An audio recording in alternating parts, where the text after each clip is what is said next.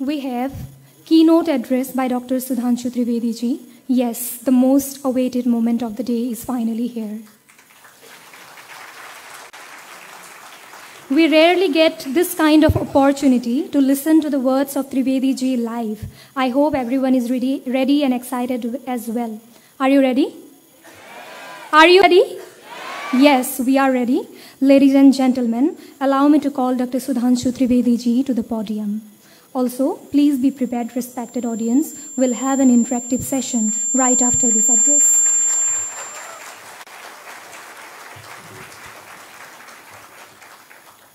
Respected Vice Chancellor of Cotton University, Professor Ramesh Chand Deka ji, distinguished faculty members, dear students,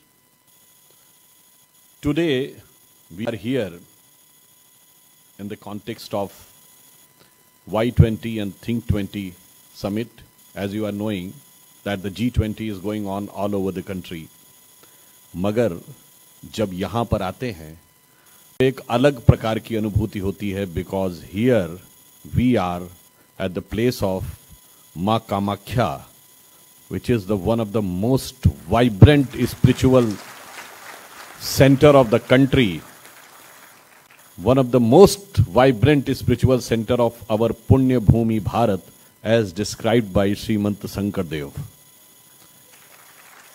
And not only this, this is the land on which Lachit Barphukanji was able to stop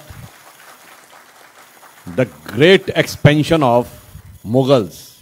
All of you must be knowing that the Mughal world is also there in English. And what does this mean? It means the grand, powerful, big. That's why sometimes you have heard the media Mughal or other type of adjectives. And he was able to stop them in 1671 when the Mughal Empire was at its peak. It was the most powerful empire in the contemporary world at the time. और फिर ये तो पूर्वोत्तर की दिशा है जो सदैव माना जाता है भारतीय संस्कृति में पूर्वोत्तर की दिशा ईशान कोण मानी जाती है समस्त शुभ कार्य और देवताओं का स्थान उसी पूर्वोत्तर की दिशा में माना जाता है और हमारे प्रधानमंत्री आदरणीय श्री नरेंद्र मोदी जी को भी इस पूर्वोत्तर क्षेत्र से इतना लगाव है कि वो 50 बार से अधिक बतौर प्रधानमंत्री यहां आ चुके हैं जो भारत के इतिहास में कभी ऐसा नहीं हुआ होगा। विकास के कार्य यहां तक कि ट्रेन की शुरुआत हुई है, इनलैंड वाटरवेज की शुरुआत हुई है, वो सब बातें अपनी जगह हैं, परंतु किस प्रकार का भावनात्मक संबंध श्री नरेंद्र मोदी जी का इस क्षेत्र से है वो उनके बारंबार आने से दिखाई पड़ता है। और इस समय संयोग से आपके चीफ मिनिस्टर भी young and a very dynamic chief minister of north east Himanta Biswa Sarma ji. Now coming to the topic of today, when we talk about the Indian knowledge system. पर इंडियन नॉलेज सिस्टम को समझने से पहले हमें यह समझना होगा यह हमारा आजादी का अमृत महोत्सव वर्ष है। If you remember on 15th of August 2022 when Prime Minister was giving his speech from Red Fort, उन्होंने क्या कहा कि अमृत महोत्सव वर्ष मीन्स 75th ईयर खत्म नहीं हुआ है। He has given a new vision a new plan for next 25 years, that is from 75th year to the 100th year when we will complete in 2047. उन्होंने कहा ये 25 वर्ष का समय अमृत काल है। सो अगर अमृत काल है तो this is the first year of Amrit Kaal, so this is the dawn of Amrit Kaal. Amrit काल का ऊषा काल है और यहां जो बच्चे बैठे हैं उनके लिए तो ये सबसे इंपॉर्टेंट है क्योंकि 25 वर्ष के बाद हम लोग तो बुजुर्ग हो जाएंगे और यही बच्चे किसी न किसी महत्वपूर्ण स्थिति में जाकर देश का नेतृत्व कर रहे होंगे। परंतु अमृतकाल का महत्व इसलिए है कि अमृतत्व को तो पहले समझना होगा और उसके लिए जरूरी है कि विष को अपने अंदर से निकालना होगा। इसीलिए प्राइम मिनिस्टर ने जो 5 संकल्प दिए थे इस अमृतकाल के लिए वो क्या थे? नंबर 1 कि भारत को अमृतकाल समाप्त होते होते डेवलप्ड कंट्री बनाना है और नंबर 1 की इकोनॉमी बनाना है बाय 2047। सेकेंड, गुलामी की मानसिकता की हर चीज से अपने को मुक्त करना है। थर्ड, अपनी विरासत पर गर्व करना है। फोर्थ, इसके लिए अपने कर्तव्य का पालन करना है। एंड फिफ्थ, कर्तव्य का पालन सामूहिक रूप से करना है, means performing the duty in coherence, not in isolation. अब जो उसमें दूसरा पक्ष है, गुलामी की मानसिकता से अपने को अलग करना और अपनी विरासत पर गर्व करना, ये दो चीजें सबसे इंपॉर्टेंट हैं अगर हम इस अमृतकाल को सार्थक करना चाहें। आज आप देखिए कि Y20 समिट यहां पर हो रही है। Y20 वो है 75% of the global economy and 2/3 of the world population is under G20। But important बात यह है, आज बहुत सारे लोग चाहें इसको किसी पॉलिटिकल एंगल से कहते हो, we are the fastest growing economy among all G20 countries. अगर आप में से किसी ने ध्यान दिया हो, जस्ट 3-4 डेज बैक IMF की जो चीफ हैं क्रिस्टीना जियोर्जीवा, उन्होंने एक इंटरव्यू दिया है। उन्होंने कहा India is going to be the brightest spot in the global economy and next year it is going to contribute 15% of the global growth. हम दुनिया की 15% ग्लोबल ग्रोथ को करने जा रहे हैं। तो आप सोचिए, ये कन्वर्जेंस 75 ईयर्स के आसपास हो रहा है और अभी हम ब्रिटेन को पीछे छोड़ के 5th लार्जेस्ट इकोनॉमी बने, यानी वो कंट्री जिसने हमें जोड़ा था। और देखिए, जब संयोग बनने शुरू होते हैं तो बहुत से संयोग होते हैं, और संयोग से इस समय ब्रिटेन का प्रधानमंत्री भी एक भारतीय मूल के व्यक्ति हैं। यानी ऑन द लाइटर नोट मैं कहना चाहूंगा, जो हमको ये समझाते थे कि हमें शासन करना नहीं आता इसलिए उनके शासन की जरूरत है, वहां सरकारों की उठापटक के बाद शासन करना कैसे आता, वो एक भारतीय मूल का व्यक्ति सिखा रहा है। इसलिए मैं कहता हूं इस अमृतकाल में कुछ बहुत अच्छे संयोग बने हैं। अब हमें जिन चीजों को समझना होगा, जैसे Y20 और थिंक 20 की जो कॉन्सेप्ट्स में एक यूथ फॉर डेमोक्रेसी है, एक हेल्थ है, एक इंडस्ट्री एंड इनोवेशन है, एक क्लाइमेट चेंज है, इन सारी चीजों का इंडियन नॉलेज सिस्टम से क्या कनेक्शन है। देखिए, मैं थोड़ा रिवर्स ऑर्डर में चलूंगा। क्या होता है, प्राचीन में क्या था और अभी लेटेस्ट में क्या है। मैं बिल्कुल लेटेस्ट से इंडियन नॉलेज सिस्टम से शुरू करता हूं। If I ask you what is the, एक तो सबसे लेटेस्ट वाले पे सबसे एंड में आऊंगा, last year's Nobel prize of physics, उस पर सबसे एंड में आएंगे। But in the last 22 years of 21st century, which is the biggest scientific discovery, it is the discovery of the God particle in July 2012 in the CERN laboratory of Europe, which actual name is Higgs boson, which in popular term it is considered God particle, because it is considered this is the fundamental particle of universe, and it is believed that from this particle the entire universe has gradually evolved. ये माना गया। अब इस particle का असली नाम क्या है? Higgs boson. आप में से कितने लोगों को पता है कि हिग्स बोसॉन नाम इसका क्यों है? अगर नहीं पता तो मैं बताना चाहूंगा कि it is because of name of 2 scientist which has given the concept of Higgs boson around 40-50 years back. One was mister Peter Higgs of England, जिनके नाम पे हिग्स है, and other was Satyendra Nath Bose of India, जिनके नाम से boson लिया गया। तो सिर्फ मैंने ये कहा कि सबसे लेटेस्ट साइंटिफिक डिस्कवरी के ऊपर भारत के हस्ताक्षर दिखाई पड़ रहे हैं।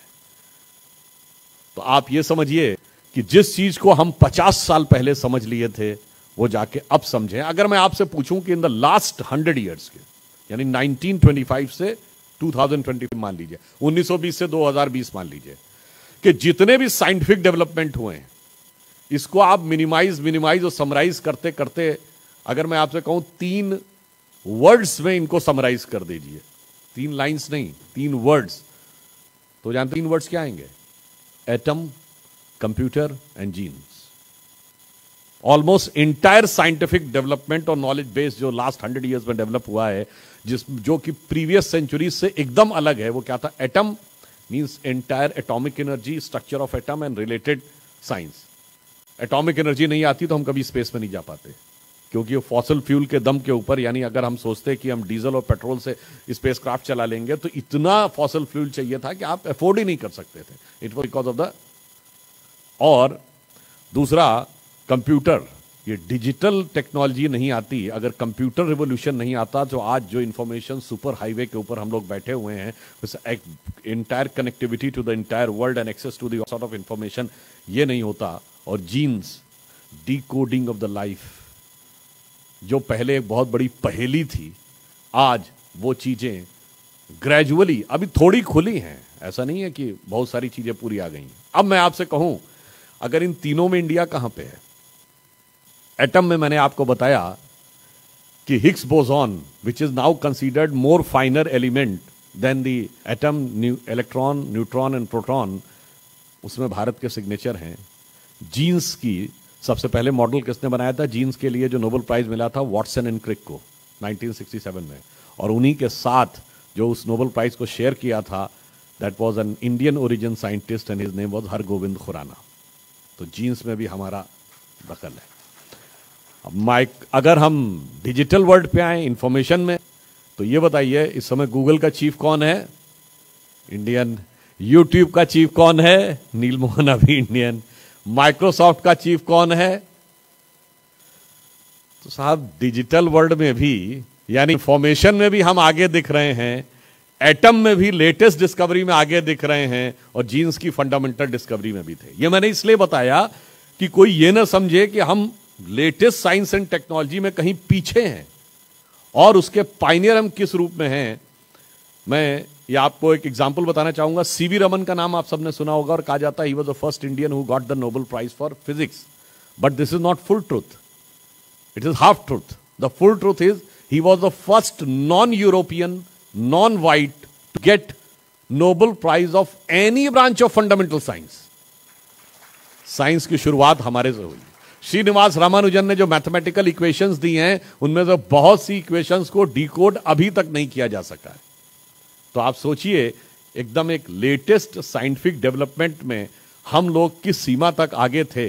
और जो बात मैं पहले भी बोल चुका हूं, लाइटर नोट पे कहता हूं कि कभी कभी अगर आपका थॉट प्रोसेस, देखिए हमारे नॉलेज सिस्टम का सबसे बड़ा बेस जानते क्या है?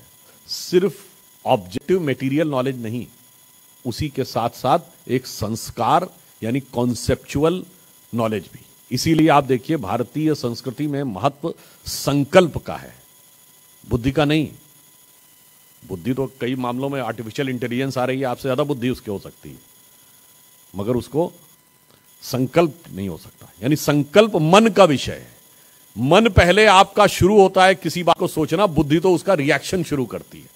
तो इसलिए हमारे यहां बुद्धि इंपॉर्टेंट है, मगर मन उससे ज्यादा इंपॉर्टेंट है। इसीलिए पूजा हो या किसी भी प्रकार का कमिटमेंट हो, सबसे पहले कहा जाता है आप संकल्प लीजिए। और देखिए क्या हो गया है कि आजकल बहुत से हम लोग भारतीय भाषाओं, संस्कृत और हिंदी के शब्दों को भूलते जा रहे हैं। संकल्प शब्द का मीनिंग देखिए क्या है? कल्प मतलब क्रिएशन, संग यहां से जुड़ा हुआ हो, that thing which is initiates और associated with creation, that is sankalp. तो अब आप ये देखिए कि ये हमारा अगर संकल्प हमारा पॉजिटिव नहीं होगा तो क्या होता है? हम और हमारा पड़ोसी मुल्क पाकिस्तान दोनों एक साथ तो 75 साल पहले हुए थे, और आज बताइए हमारे यहां हमने क्या दिया दुनिया को? माइक्रोसॉफ्ट का चीफ दिया है, हमने गूगल का चीफ दिया है, हमने यूट्यूब का चीफ दिया है, हमने मास्टर कार्ड्स का चीफ दिया, पेप्सी की चीफ इंदिरा नूई वो इंडिया की है। इतनी सारी बड़ी बड़ी मल्टीनेशनल्स के चीफ हम लिए, और उन्होंने क्या दिया? लश्कर तैयबा का चीफ दिया, जैश ए मोहम्मद का चीफ दिया, अलकायदा का चीफ दिया। दोनों एक हैं, पूरे कॉन्सेप्ट बस केवल थॉट प्रोसेस, मन का संकल्प अलग हुआ, फिर बुद्धि चाहे जैसी भी हो, क्योंकि बुद्धि विनाश की तरफ भी ले जाती है। बुद्धिमान तो रावण भी बहुत था। इसलिए हमारे यहां इंपॉर्टेंट, और यूनिवर्सिटी में आपको आने की जरूरत क्यों पड़ती है? संस्कार के लिए, वो चीजों को सीखने के लिए। वरना आज के दौर में आप इंटरनेट से बहुत सारा ज्ञान सीख सकते हैं। इंफॉर्मेशन अगर चाहिए, किताबें पढ़ लीजिए। आप किसी भी सब्जेक्ट में पोस्ट ग्रेजुएट हैं, दूसरे सब्जेक्ट की आप 30-40 किताबें पढ़ लीजिए 3-4 सालों में, and you will B expert in that. But आपका संस्कार पॉजिटिव नहीं आता है। अब मैं ये कहना चाहूंगा कि हमारा नॉलेज बेस और दूसरा कैसे अंतर था। एक छोटा सा उदाहरण देना चाहता हूं। हम सब यहां मां कामाख्या की नगरी में हैं, इसको किससे रिलेट किया जाता है? तंत्र से। और हमारे यहां नॉलेज के दो पार्ट्स हैं वेदों में, आगम और निगम।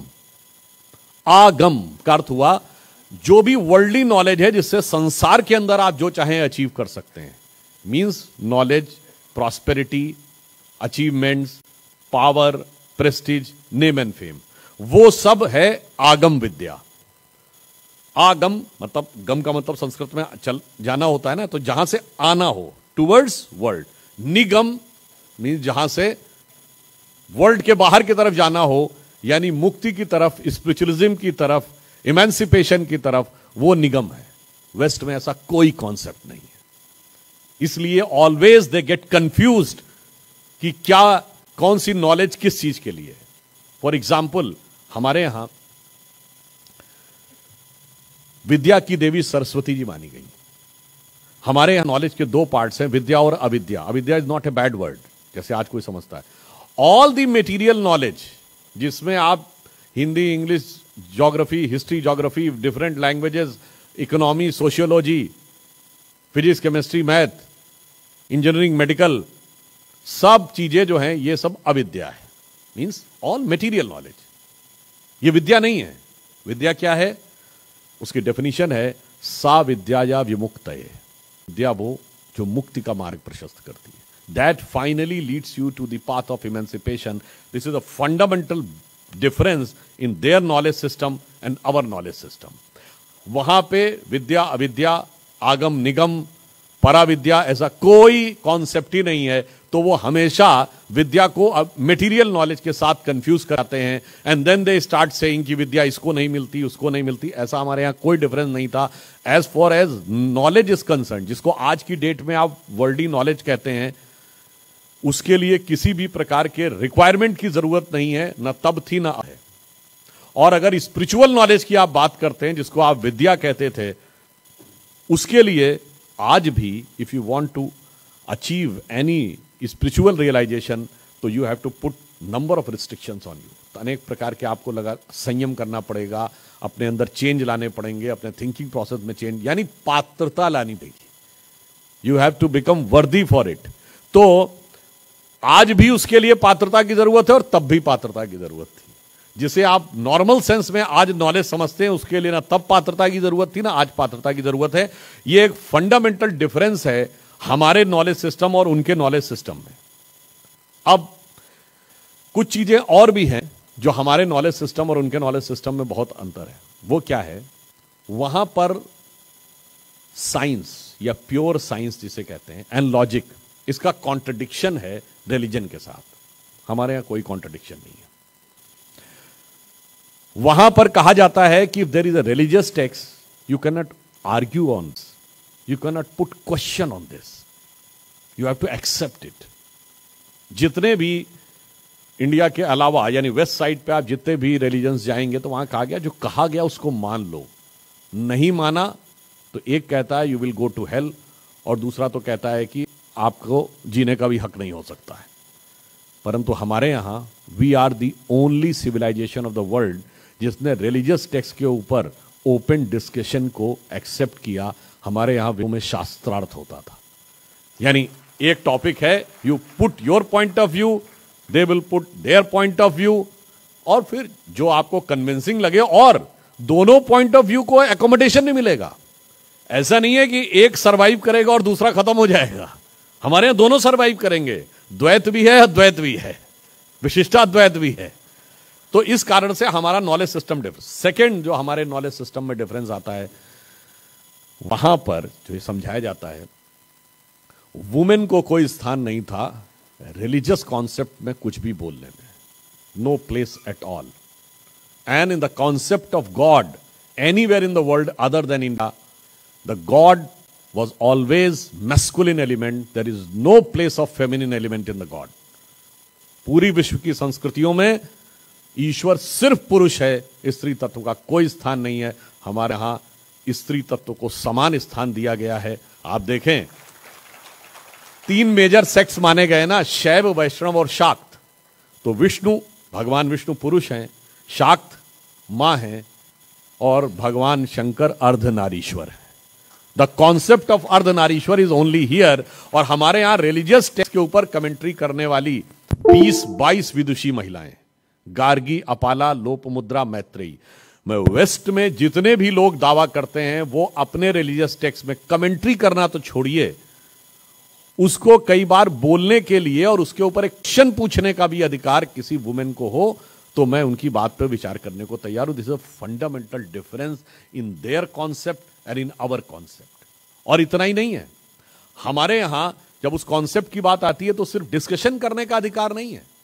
देखिए, याज्ञवल्क्य ने के साथ गार्गी ने शास्त्रार्थ किया, संध्या ने मेधातिथि के साथ शास्त्रार्थ। एक तो होता है कि you are given an opportunity to argue, that is a privilege, but more privilege is most remembered शास्त्रार्थ वो कौन सा है? शंकराचार्य और मंडन मिश्र के बीच का। एंड हु द जज ऑफ दैट?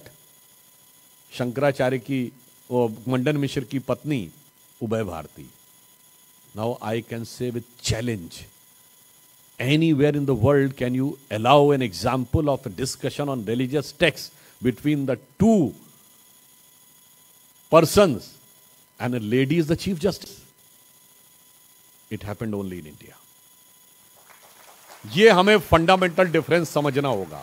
दूसरा फंडामेंटल डिफरेंस, हमारे यहां साइंस और स्पिरिचुअलिटी या रिलीजन, जैसे आपने कहा ना, इसको कैसे मान लें कि ये दोनों एक थे। अब मैं आपको बात बताता हूं, अगर आपसे ये पूछा जाए कि इंडिया के नॉलेज सिस्टम का सबसे एलिमेंट्री एस्पेक्ट जो वेस्ट वाले भी लोग, जो हमारे बहुत बड़े अगेंस्ट वाले हैं, एंटी इंडिया भी हैं, लेफ्टिस्ट भी हैं, चाहे कैसे भी झक मार कर वो एक्सेप्ट करते हो, कहते जीरो इंडिया ने दिया। इसमें कहीं कोई कंफ्यूजन ही नहीं है।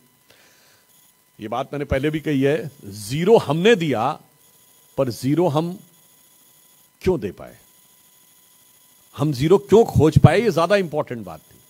उसका रीजन ये है कि जिन लोगों ने भी मैथमेटिक्स पढ़ी हो, मतलब 6th 7th 8th तक तो मैथ सभी ने पढ़ी होगी। अगर आप देखें कि there is a number x divided by n, तो अगर आप n की वैल्यू कम करते चले जाएं तो रिजल्टेंट की वैल्यू ज्यादा हो जाती है। यानी x डिवाइडेड बाई 20 से x डिवाइडेड बाई 10 की वैल्यू ज्यादा होगी, x डिवाइडेड बाई 10 से x डिवाइडेड बाई 5 की वैल्यू ज्यादा होगी। और जो जो आप इसको 5 4 3 2 1, x divided by 1 is equal to x, और x divided by 0 is equal to infinity. इसका मतलब क्या हुआ? अनंत का रास्ता शून्य से होकर जाता है, और हम अनंत खोज रहे थे, इसलिए हम शून्य खोजने में सफल हुए। This is a fundamental difference. और अब आप ये समझिए, उनके लिए जीरो एक इंटीजर है, विच is the basis of the entire arithmetic calculation. हमारे लिए यहां जीरो सिर्फ वो नहीं है। अब आप कभी प्रैक्टिकली सोचिए, मतलब इसमें बहुत डिटेल में न जाते हुए आपको सिर्फ ये कहूंगा, इसका फिजिकल सिग्निफिकेंस क्या है कि x divided by 0 is equal to infinity. अगर मैं आपसे पूछूं, यहां बच्चे बैठे हैं, कई बार उनको जिंदगी में बड़े एस्पिरेशंस होते हैं, मुझे ये भी चाहिए, मुझे वो भी चाहिए। कभी आप शांति से बैठ के सोचिए कि जिसे आप प्लेजर या हैप्पीनेस कहते हैं, कभी कागज पे नोट डाउन करिएगा कि आपको क्या क्या चीजें प्राप्त हो जाएं तो आपका मन खुश हो जाता है।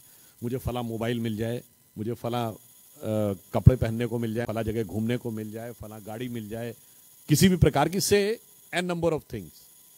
तो means you have jot down से 20 थिंग्स कि अगर ये चीज मुझे मिलती है तो मुझे खुशी होती है।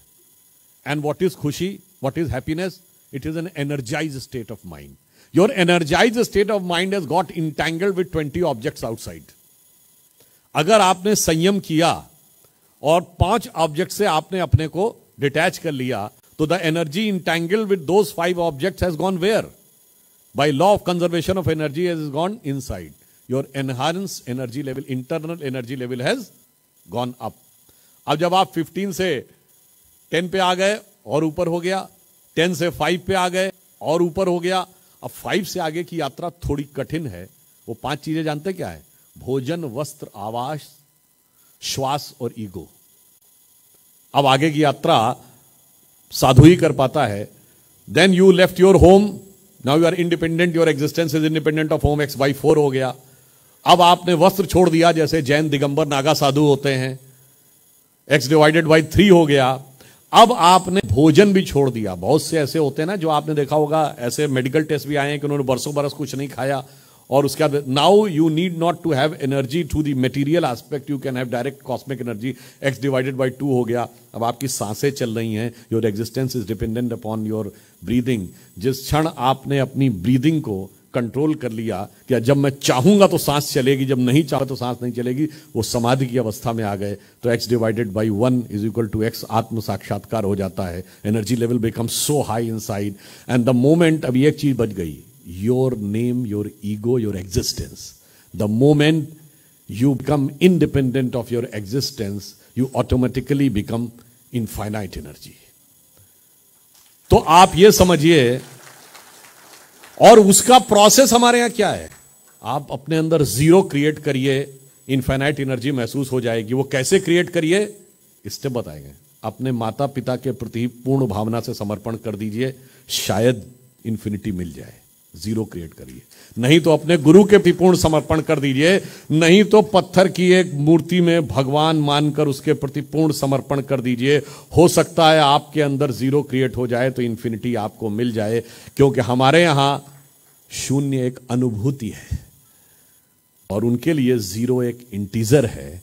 और जब वो अनुभूति होती है तो बहुत से लोगों ने शायद वर्ड सुना हो, जो ध्यान लगाने के बाद जिसे कहते हैं ना हृदय में एक अनहद नाद होता है, उसके लिए अनहद नाद वर्ड का जो वाइब्रेटिंग साउंड सुनाई पड़ती है, दैट इज कॉल्ड अनहद। तो जिसे कबीर के एक दोहे में कहा गया है कि जात हमारी ब्रह्म है, माता पिता है राम, घर अपनो है शून्य में, अनहद में विश्राम।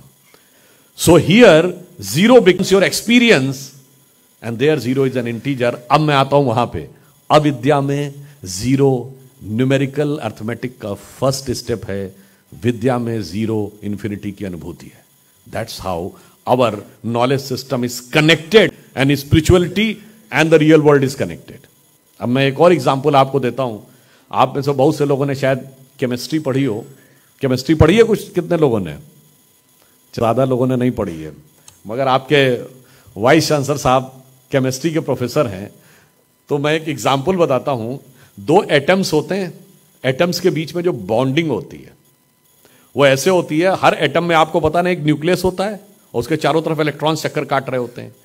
तो बॉन्डिंग दो तरीके से हो सकती है कि दो एटम्स के बीच में एक इलेक्ट्रॉन की साझा हो जाए, तो उसकी वजह से वो आपस में जुड़ जाता है, that is called covalent bond. दूसरा होता है कि एक इलेक्ट्रॉन जंप करके दूसरे एटम पे चला जाए, तो उसका न्यूट्रल चार्ज, क्योंकि इलेक्ट्रॉन का चार्ज नेगेटिव होता है, तो उसका चार्ज न्यूट्रल की बजाय नेगेटिव हो जाएगा। दूसरे में एक इलेक्ट्रॉन की कमी हो गई तो पॉजिटिव चार्ज हो जाएगा। तो बिकॉज ऑफ इलेक्ट्रोमैग्नेटिक फोर्स वो आपस में जुड़ जाएंगे, उसे कहते हैं इलेक्ट्रोवैलेंट बॉन्ड। और ज्यादा मजबूत कौन होता है, इलेक्ट्रोवैलेंट या कोवैलेंट? इलेक्ट्रोवैलेंट ज्यादा मजबूत होता है। यानी नेचर क्या बताती है, जब त्याग करते हैं तो बॉन्डिंग ज्यादा मजबूत होती है। जब आप किसी एक के लिए कुछ करते हैं उसके बाद अपने आप वो आपके साथ इतना अटैच हो जाता है। दैट्स हाउ हमारी चीजें आपस में इस कदर कनेक्टेड हैं। मैं एक और आपको एग्जांपल देता हूं। चलिए, मैथ्स तो सभी ने पढ़ी होगी। सर्किल के रेडियस का क्या फार्मूला होता है? 2πr होता है ना सर्कमफ्रेंस का। अब बताइए पाई की वैल्यू क्या होती है? 3.14, और फिर चलते चले जाइए, it will never come to an end, because 22/7 is an undetermined number. अब आप ऐसे समझिए, ये है डायमीटर और वो है सर्किल। अगर स्ट्रेट लाइन और सर्किल का रिलेशन आप समझना चाहेंगे तो वो डिस्क्रीटली और एग्जैक्टली डिटरमाइंड नहीं हो सकता, क्योंकि उसमें पाई आ जाता है।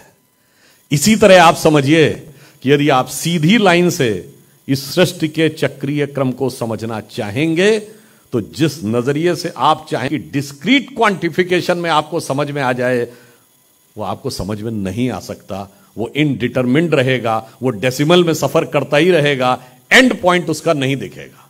इसका अर्थ जानते क्या होता है? सर्किल के सर्कमफ्रेंस पे चलते रहिए, कभी एंड नहीं मिलेगा। एंड कहां है? सर्किल के सेंटर में। इसीलिए रावण के 10 सिर थे, भगवान एक एक सिर काटते जाते थे, वो उगता चला जाता था। कहां से उगना रुका? जब नाभि के ऊपर वार किया। इसका मतलब if you want to control the movement of a circle, it is not possible at the level of circumference, it is possible at the level of center. In the same manner, if you want to control yourself, your desires, it's not possible. By fulfilling the desire, you will be trapped in a perpetual circle. It is only possible when you reach to the center. इसलिए मैंने कहा हमारे यहाँ जितने आर्यभट्ट जितने बड़े astronomer हैं उतने बड़े ऋषि हैं, भास्कराचार्य जितने बड़े मैथमेटिशियन हैं उतने बड़े ऋषि। मैंने ये दो एग्जाम्पल आपको इसलिए दिए कि आप समझ सकें कि हमारे नॉलेज बेस और उनके नॉलेज बेस में फंडामेंटल अंतर क्या है, वरना हम समझ ही नहीं पाते और हम उनके नॉलेज बेस के ऊपर अपने नॉलेज बेस को इक्वेट करने लगते हैं। फैक्ट ऑफ द मैटर यह है कि हमारा नॉलेज बेस उनसे बहुत आगे का है। और यह बात मैं ऐसे ही नहीं कह रहा हूं। आप में से कितने लोगों ने एनी बेसेंट का नाम सुना है? ये कांग्रेस के अध्यक्ष भी रही, फ्रीडम फाइटिंग में इनका बड़ा रोल था और भारत को बहुत चाहने वाली, भारत के लिए बहुत डिवोशन करने वाली थी। एनी बेसेंट जी ने भारत के बारे में जानते क्या बोला है? There can not be anything more scientific, more spiritual, more ethical, और आगे उन्होंने बोला more philosophical than a religion which is known by the name of Hinduism. The more you understand, the more you will love it. The more you go deep in its knowledge base, the more you will respect it. This is my experience of 40 years of understanding. ये Annie Besant कह रही। अब आप में से कुछ लोगों ने आर्थर शोपेनहावर का नाम सुना है? Arthur Schopenhauer was a German philosopher who has translated Upanishads into German. और फिर वहीं से सारी फिलॉसफी उधर गई। आर्थर शोपेनहावर कहता है Upanishadic philosophy is the height of human intellect. और इतना ही नहीं, वो कहता है टू मी जो सारा का सारा नॉलेज एंड अंडरस्टैंडिंग का एक्सट्रीम है वो वेद और वेदांत के उस वाक्य में है जिसे तत्वमसि कहा गया, यानी the same element which is my and I and that is the same here, चाहे वो मैन है, एनिमल है, लिविंग बीइंग है, नॉन लिविंग बीइंग। तो आप सोचिए कि फॉरेन के लोगों ने किस प्रकार की बात हमारे देश के लिए कही है, मगर अफसोस। और इतना नहीं, मैं तो उनकी बात कर रहा हूं जिन्होंने फंडामेंटल साइंस की डिस्कवरी की। इरविन श्रोडिंगर का नाम अगर आपने सुना हो, श्रोडिंगर वेव इक्वेशन आपने फिजिक्स में पढ़ी होगी, एटॉमिक स्ट्रक्चर में उनका बड़ा इंपॉर्टेंट रोल है। उनकी एक किताब है माई व्यू ऑफ लाइफ, उसमें जाइएगा, उसका चैप्टर नंबर 5 पूरा वेदांतिक फिलॉसफी उसका शीर्षक ही है। इवन आप में से बहुत से लोगों को शायद ये पता हो कि हाइजेनबर्ग ने, जिसने की अनसर्टेनिटी की थ्योरी दी, हाइजेनबर्ग की एक थ्योरी है थ्योरी ऑफ अनसर्टेनिटी। उसका मीनिंग जानते क्या है? वो कहता है the simultaneous and exact determination of both the position and the velocity is impossible. मतलब कोई चीज अगर मूव कर रही है तो उसकी स्थिति और गति का एक साथ सटीक निर्धारण असंभव है। और वो कैसे? जैसे ये पॉइंट है, अगर आपकी इसकी पोजीशन को आप सही डिटरमिन करना चाहें तो किसी स्टेशनरी ऑब्जेक्ट के रेफरेंस में ही करेंगे ना। और आपने अर्थ को स्टेशनरी माना, पर क्या अर्थ स्टेशनरी है? नहीं है रियल में। तो अगर आपने इसकी स्थिति का सही निर्धारण किया तो गति में गलती हो गई। अगर आपने अर्थ के मूवमेंट को टेक इनटू अकाउंट कर लिया तो आप पोजीशन नहीं डिटरमिन कर सकते, क्योंकि मूवमेंट के साथ पोजीशन नहीं डिटरमिन हो सकती। इसको आप कुछ कुछ ऐसे समझिए, एक कार जा रही है, आप एक कार की फोटो देखते हैं और एक कार बहुत स्पीड से जा रही है, तो जो उसकी ब्लर्ड फोटो आती है, एक ब्लर्ड फोटो ऐसी आती है ना जिसमें वो कार डिफरेंट डिफरेंट जगहों पे है, तो जहां पर कार की पिक्चर एकदम क्लियर दिख रही है तो आपको कार तो सही दिख रही है, उसकी स्पीड थोड़ी समझ में आ रही है। और जब आपको ब्लर्ड पैटर्न दिख रहा है कार का तो स्पीड दिख रही है, उसमें कार कहां पे है ये नहीं समझ में आ रहा है। इसका मतलब of the position and the velocity is impossible. ये किसने सबसे पहले कॉन्सेप्ट दिया? वर्नर हाइजेनबर्ग ने। अब मैं आपको कोट करता हूं वर्नर हाइजेनबर्ग के बारे में। एक ऑस्ट्रियन साइंटिस्ट है फिट्जे कैपरा, जिसने अपनी किताब लिखी द अनकॉमन विजडम। उसकी एक बड़ी फेमस किताब भी है द ताओ ऑफ फिजिक्स, अगर आप में से किसी ने पढ़ा हो। अनकॉमन विजडम में वो लिखता है कि 1972 में वो वर्नर हाइजेनबर्ग से मिलने म्यूनिक गया, वियना में रहता था, ऑस्ट्रियन था। वहां से कहता मैं ड्राइव करके गया, 11 अप्रैल 72 वो क्लियर डेट लिखता है। तब तक हाइजेनबर्ग बहुत बूढ़े हो चुके थे, तो मैं उनसे खुद मिलने गया क्योंकि वो ट्रैवल करने की स्थिति में नहीं थे। देन फिट्जे कैपरा कह रहा है कि Heisenberg told me that he visited India in 1929 and has a elongate discussion with Rabindranath Tagore on the intricate aspect of the Vedantic philosophy and from there the entire concept of uncertainty, relativity and interconnectedness which I was unable to comprehend, I got a clear vision and crystallize it. आप सोचिए, मगर अमृत काल में विष क्या भरा हुआ है? बाहर वालों को तो ये दिख रहा है। हमसे पूछा जाए हमारे यहां क्या है, अरे हमारे यहां, हमारे प्राचीन धर्म ग्रंथों में सती है, जाति है, छूतपात है, भेदभाव है, अंधविश्वास है, पाखंड है, पोंगापंथी है, यही पढ़ाया जाता है ना। इसलिए मैं कह रहा हूं अमृत तत्व तो बहुत सारा है, पर सागर मंथन में भी अमृत से पहले विष था। तो जो जो आपको विष को निकालना पड़ेगा, तो आपको यहां समझ में आना होगा कि इस चीज में क्या है। अब यहां पे मैं एक और भी उदाहरण बताना चाहूंगा। हमारे यहां जिंदगी के जो एस्पेक्ट हैं वो भी किस रूप में हमें प्रतीकों में समझा दिए जाते हैं, इसलिए उस नॉलेज सिस्टम को समझना जरूरी है। जैसे हमने आपसे बहुत पहले भी एक दो बार ये भी बात कही है कि जैसे हमारी रामायण की कथा है। अब रामायण की कथा को अगर आप कहें तो उसमें भगवान राम कितने भाई हैं? 4 भाई हैं। तो मैंने आपसे कभी आपने ध्यान दिया कि वो 4 ही भाई क्यों हैं? 3 या 5 भी तो हो सकते थे। हर चीज रीजनिंग के साथ है, कोई चीज विदाउट रीजनिंग नहीं है। और अगर वो 4 भाई भी थे तो लक्ष्मण ही क्यों गए राम के साथ वन में, और शत्रुघ्न ही क्यों रहे अयोध्या में, और भरत ही खड़ाऊ रख के साधना क्यों किए? कारण यह है, ये 4 भाई 4 पुरुषार्थ के प्रतीक हैं, धर्म, अर्थ, काम, मोक्ष। भगवान राम धर्म के प्रतीक हैं, शत्रुघ्न अर्थ के प्रतीक हैं, लक्ष्मण जी काम के प्रतीक हैं, और भरत जी मोक्ष के प्रतीक हैं। इसीलिए लक्ष्मण ही वन जाएंगे, काम कभी धर्म से अलग नहीं हो सकता। इसलिए उसे सदैव उसके साथ रहना होगा। और घर में जो आप राम दरबार लाते हैं तो लक्ष्मण और राम लक्ष्मण ही होते हैं। कामना, काम मतलब कामनाएं सदैव धर्म के साथ जुड़ी रहनी चाहिए। ठीक। अब शत्रुघ्न अर्थ के प्रतीक हैं। अर्थ कभी नगर छोड़ के नहीं जा सकता, राजधानी छोड़ के नहीं जा सकता। Economy and finance has to be centred in capital, तो वो सदैव अयोध्या में ही रहेंगे। भरत मोक्ष के प्रतीक हैं, तो वो खड़ाऊ रख के साधना करेंगे। यानी धर्म के किसी एक प्रतीक को आप सिंबल मानकर यदि आप साधना करेंगे तो मोक्ष की प्राप्ति होगी। भरत उसके प्रतीक है। अब इंपॉर्टेंट बात देखिए, कोई 2 भाई दिखें तो एक यूजुअल प्रोवर्ब क्या है? अरे देखिए क्या राम लक्ष्मण जैसी जोड़ी है। मगर जब तुलसीदास ने हनुमान चालीसा में लिखा तो भगवान राम क्या कहते हैं? रघुपति कीनी बहुत बड़ाई, तुम मम प्रिय भरत ही सम भाई। अरे भाई साथ में तो लक्ष्मण रहते हैं, राम दरबार में लक्ष्मण रहते हैं।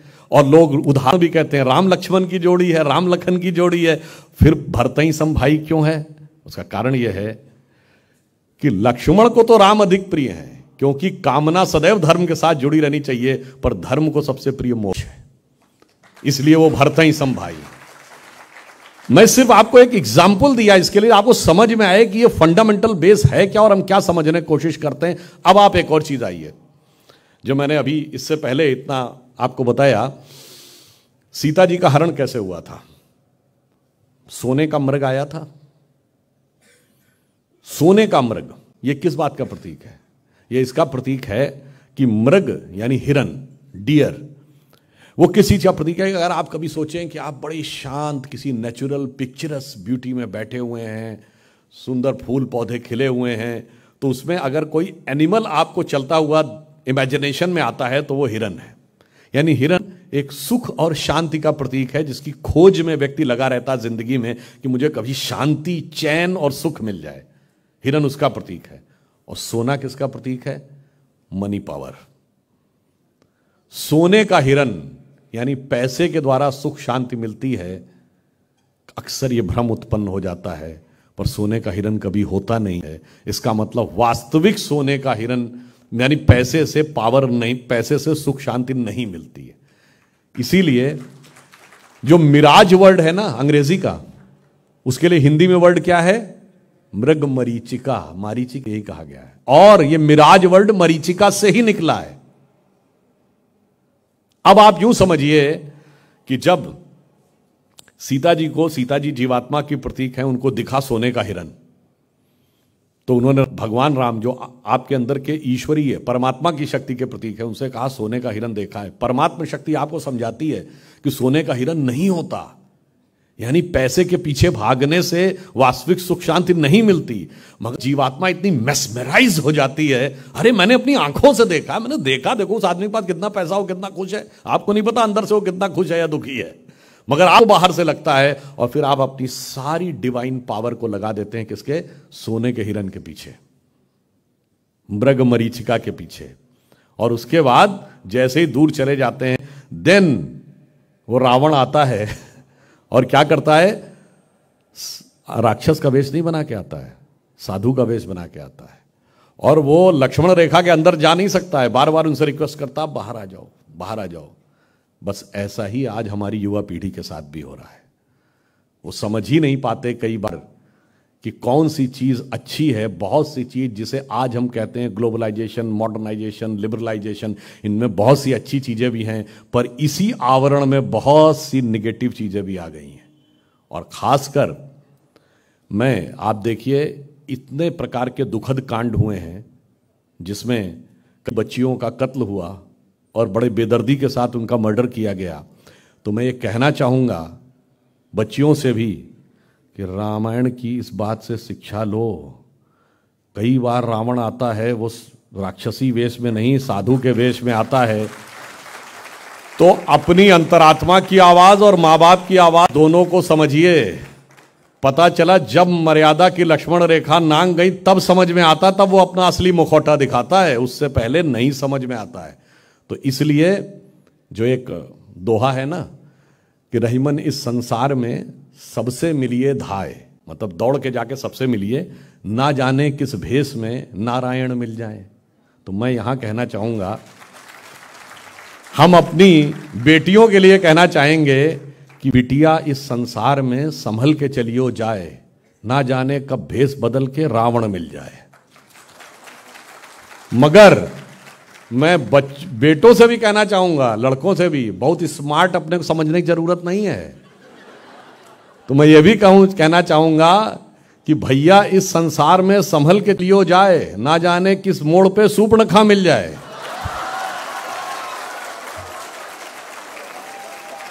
क्योंकि ऐसे भी बहुत से उदाहरण होते हैं जहां पे उसका असली आपको स्वरूप बाद में पता चलता है। By that time you have become the victim of the circumstances. इसलिए मैं कहना चाहूंगा कि हमारी परंपरा में कोई भी जीवन का निर्णय किस चीज से लीजिए, उसी रामायण की कथा में देखिए। आप में से बहुतों ने संस्कृत का वो वाक्य सुना होगा, विनाश काले विपरीत बुद्धि, पर पूरा श्लोक आप में से किसी को पता है? वो इसी कॉन्टेक्स्ट में है। वो पूरा श्लोक ये है कि न निर्मिते न दृश्यते कदैव न श्रूयते स्वर्णमयी कुरंगी, यानी न कभी बना, न किसी ने देखा, न किसी ने सुना कि सोने का हिरन होता है। तथापि तृष्णा रघुनंदनस्य विनाश काले विपरीत बुद्धि। फिर भी भगवान को भी उस कंफ्यूजन ने घेर लिया, तो जब विनाश काल आता है तो विपरीत बुद्धि हो जाती। अब यूं समझिए, जब ये अंतर है तो इसका आंसर कहां है? उसी रामायण में जहां का भगवान राम का जो कंडक्ट बताया गया है कि वो सुबह उठकर सबसे पहले क्या करते हैं? प्रात काल उठ के रघुनाथा मात पिता गुरु नावहि माता। माता, पिता और गुरु तीन की गाइडेंस में चलिए, और सीक्वेंस भी समझ लीजिए, पहले माता, फिर पिता, फिर गुरु। ठीक, हमारे यहां सीक्वेंस का भी बड़ा महत्व है। जो लोग कहते हैं ना महिलाओं को बराबरी का स्थान नहीं दिया जाता, हमने कहा हां बिल्कुल सच है, हमारे यहां बराबरी का स्थान नहीं दिया जाता है, हमारे यहां प्रथम स्थान दिया जाता है। अब ये बताइए, सीताराम बोला जाता है कि राम सीता? राधे श्याम, लक्ष्मी नारायण, गौरी शंकर, माता पिता। और इसके पीछे ऐसा नहीं कि कोई सोशल रीजन है। देखिए, चूंकि हम मां कामाख्या की धरती पे, इसलिए मैं आपको बता सकता हूं, आदि शक्ति वह शक्ति है जिससे यूनिवर्स स्टार्ट हुआ।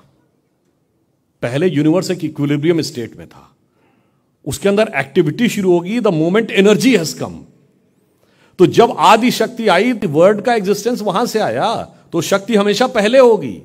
इसीलिए सिया राम में सब जग जानी कहा गया। इसलिए मैंने आपसे कहा, हमारे नॉलेज सिस्टम में एक एक चीज बड़ी सिस्टमेटिक है। और सिर्फ वो सिस्टमेटिक नहीं है, इस देश से कैसे जोड़ती है आपको। जिस समय आप मां कामाख्या के मंदिर में जाके श्रद्धा से अपना सर झुकाते हैं, तो आपका श्रद्धा का वही भाव विंध्याचल से भी जुड़ जाता है, विंध्यवासिनी से भी, मुंबई की मुंबा देवी से भी, कन्याकुमारी से भी, वैष्णो देवी से भी, और इतना ही नहीं, कलकत्ता की दक्षिणेश्वर काली जी से भी, और इतना ही नहीं, ढाका की ढाकेश्वरी और पाकिस्तान के बलूचिस्तान की हिंगलाज माता से भी जुड़ जाता है। इररिस्पेक्टिव ऑफ कि वो हिस्सा किस इलाके में चला गया, किस पॉलिटिकल पावर के कंट्रोल में चला गया, आपकी जैसे आत्मा को कोई काट नहीं सकता उस ढंग से जिसको हम अपना कल्चरल नेशनलिज्म कहते हैं। हमारे इस नेशनलिज्म के बेस को भी कोई आसानी से काट नहीं सकता। इसलिए मैं ये कहता हूं कि हमारे नॉलेज बेस में फंडामेंटल डिफरेंस, जैसे मैंने आपको साइंस का बताया, अब मैं आपको एक विषय और बता देता हूं ज्यादा समय न लेते हुए। हिस्ट्री बहुत बात की जाती है। हिस्ट्री की डेफिनेशन क्या है वेस्ट के नॉलेज बेस में? It is that branch of knowledge, भाई हिस्ट्री तो सभी ने पढ़ी होगी, और अगर नहीं भी पढ़ी है तो थोड़ा बहुत इंटरेस्ट तो सभी को हिस्ट्री में होता है, बिकॉज हिस्ट्री तो बड़ा कॉमन नॉलेज का सब्जेक्ट है बहुत गहरा ये बात, और उसी में सबसे ज्यादा विश्व भरा हुआ है, वो अलग विषय है। देखिए, history is that branch of knowledge which tells you about any event of past, how it had happened and when it had happened. यही माना जाता ना वेस्ट में, कि इतिहास में हुई किसी घटना के बारे में एकदम सही सही बता सके कि ये कब हुआ और किस रूप में हुआ, ये हिस्ट्री है। अब अगर आज हम बैठ के पूछें कि आज से 2000 साल पहले कभी कुछ हुआ, उससे आज हमारे ऊपर कौन सा फर्क पड़ता है? Julius Caesar invaded England in 40 BC और 30 BC, how does it matters today?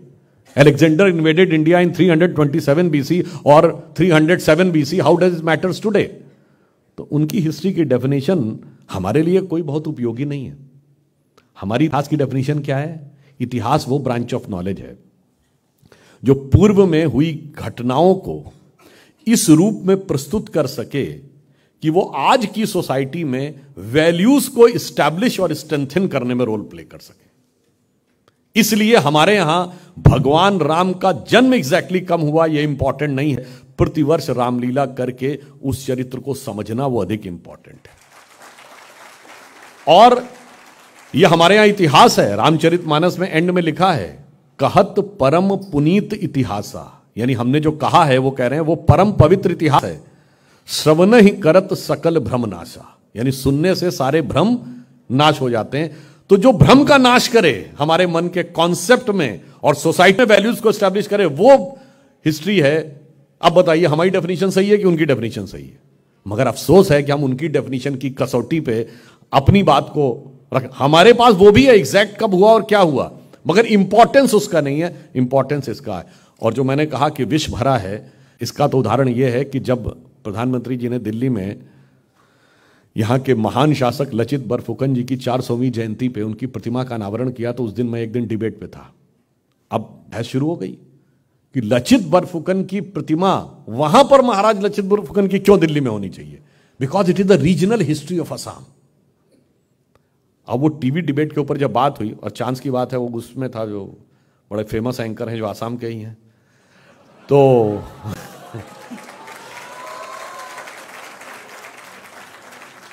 Chance की बात यह है कि उन्होंने, हमारी ड्यूटी तो पार्टी ऑफिस लगाती, तो पार्टी ऑफिस से भी मतलब रिक्वेस्ट थी कि हमको ही भेजा जाए उस डिबेट में, पार्टी तय करती है कौन कहां जाएगा, तो गए। अब उन्होंने और ज्यादा, उनके मन में एक वो था कि भाई ये असम के अहोम पावर का इतने बड़े प्रतीक और कैसे कह रही रीजनल हिस्ट्री है। तो मैंने उनसे कहा, तो वो जैसे वो अपना कुछ जेन्यू ब्रांड जो अपने लेफ्टिस्ट टाइप टीचर्स, उन्होंने कहा कि वो लेडी कहती हैं, we are not de-recognizing Lachit Barphukan, but we are just saying we recognize it, but this is the regional history of Assam.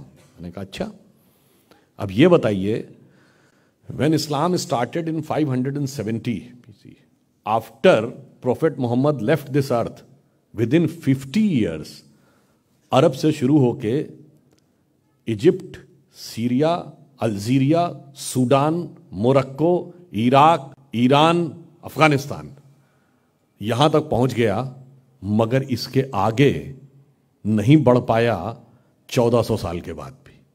क्यों? गैंजेटिक प्ले में आया और बराक वैली तक नहीं पहुंच पाया। क्यों? 1671 में उस पीक ऑफ पावर पे जिसने हराया, एक बहुत बड़े मुस्लिम फकीर हुए हैं हजरत वलीउल्लाह, सूफी फकीर हैं, उनका बड़ा सम्मान है। उन्होंने एक लाइन लिखी कि वो दीने हिजाजी का बेबाक बेड़ा, निशा जिसका अक्साए आलम में पहुंचा, पूरी दुनिया में जिसका झंडा लहराया, द दीना अटका ना मंजिम में टटका, ये वेरियस प्लेसेस के नाम थे। मुहाजिर हुआ कोई इंसान न जिसका, कोई उसको सामने खड़े होने की हिम्मत नहीं कर पाया। आगे कहते हैं किए पै सिपर जिसने सातों समंदर, he has travelled through all the 7 seas, वो डूबा दहाने में गंगा के आकर हिंदुस्तान में आकर रुक गया।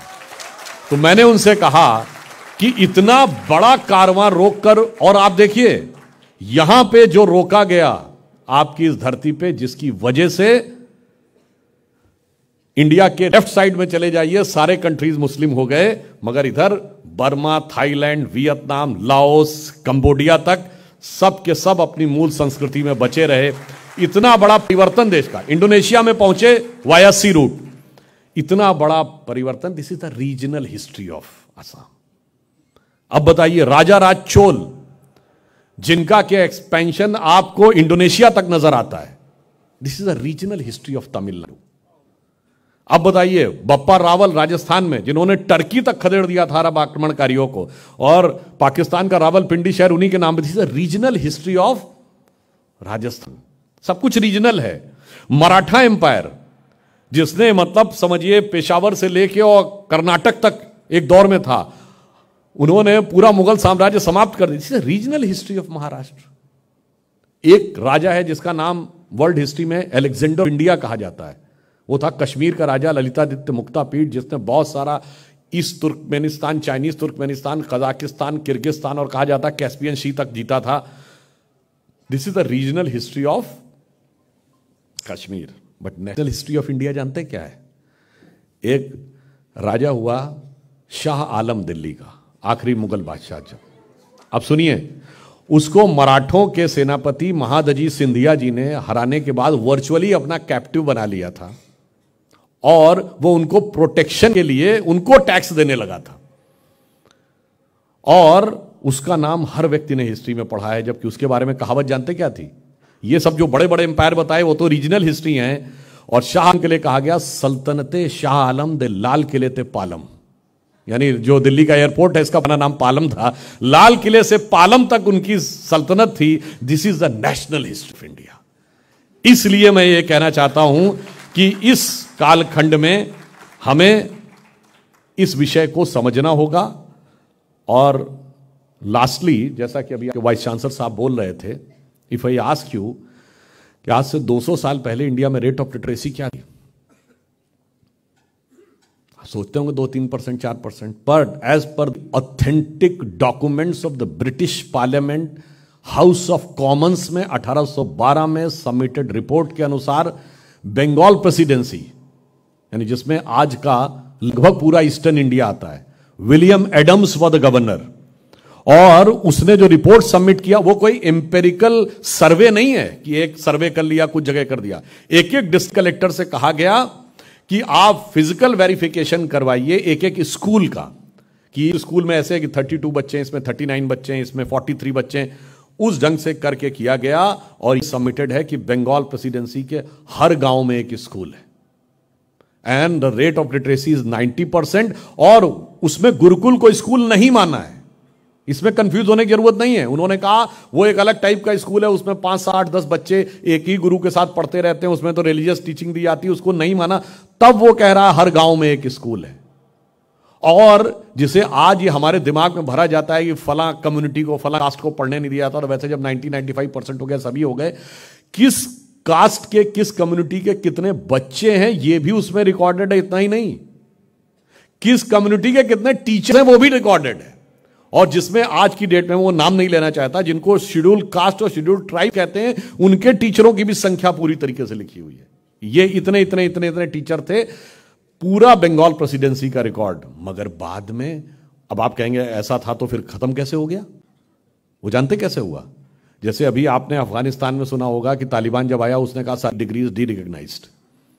आप इमेजिन करिए कि आज तालिबान का कब्जा भारत पे हो जाए और वो कहे भाई आज से हिंदी, इंग्लिश और इंडियन लैंग्वेजेस का पढ़ा लिखा मतलब पढ़ा लिखा नहीं, अरबी फारसी पढ़ा लिखा मतलब पढ़ा लिखा, तो हमारी रेट ऑफ लिटरेसी 0 पे आ जाएगी।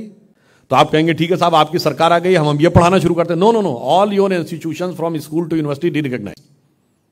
अब हम जो खोलेंगे उसमें एडमिशन लेना पड़ेगा और तब पढ़ना पड़ेगा, तो इट विल टेक जनरेशंस। तो वही 1837 में हुआ। रीजन जो हमारी भारतीय भाषाएं और संस्कृत, यही 2 पढ़ाई जाती थी, डी रिकॉग्नाइज। अब अंग्रेजी पढ़नी पड़ेगी और ऑल स्कूल्स डी रिकॉग्नाइज्ड। अब जो हम स्कूल खोलेंगे उसी में एडमिशन लेना पड़ेगा। और फिर धीरे धीरे धीरे धीरे बढ़ते बढ़ते वहां तक लाए और 60-70 साल के बाद कहा साहब आप तो बेपढ़े लिखे थे, हमने आपको पढ़ाया, देखिए। उससे पहले रिकॉर्ड ही गायब कर दिया। मगर ये रिकॉर्ड ब्रिटिश पार्लियामेंट में सबमिटेड है और इसका उल्लेख महात्मा गांधी ने भी 1929 में रॉयल सोसाइटी में दिए, अपने लेक्चर में किया था। तो ये मैंने सिर्फ आपको इसलिए समझाने का प्रयास किया कि आप यह बात समझ सकें कि हमारा, मैंने जहां से शुरू किया था, modern knowledge base, ancient knowledge base, the peculiar and unique character of Indian knowledge base. अगर आप यह समझ सकेंगे तब आप यह समझ सकेंगे कि यह देश फ्यूचर में किस रूप जाना चाहिए। और मैं समाप्त करता हूं यह कहते हुए कि स्वामी विवेकानंद जी ने कहा था कि मैंने देखा है कि भारत माता प्राचीन शक्ति से युक्त होकर दिव्य आभा के साथ संपूर्ण विश्व का मार्गदर्शन देने के लिए पुनः सिंहासनारूढ़ होने जा रही है और वो समय सिर्फ 1 शताब्दी दूर है। उन्होंने अपना शरीर छोड़ने से 1 साल पहले 1901 में कहा था। 2001 और 2 में वो 1 शताब्दी पूर्ण हुई और इंडिया की ग्रोथ सक्सेस स्टोरी के बारे में सबसे ज़्यादा लोगों ने कॉग्निजेंस लेना 2002-3 में शुरू किया, जब हम वर्ल्ड की फास्टेस्ट ग्रोइंग इकोनॉमी में से एक आए। फिर गैप आया और मोदी जी के दौर में हम बहुत तेजी के साथ आगे बढ़े। और यहां पर जहां से मैंने शुरू किया उसी बिंदु पे समाप्त करता हूं। जब हम मां कामाख्या की धरती पे हैं तो मुझे लगता है कि हम लोगों के मन की वह कामना पूर्ण जरूर होगी।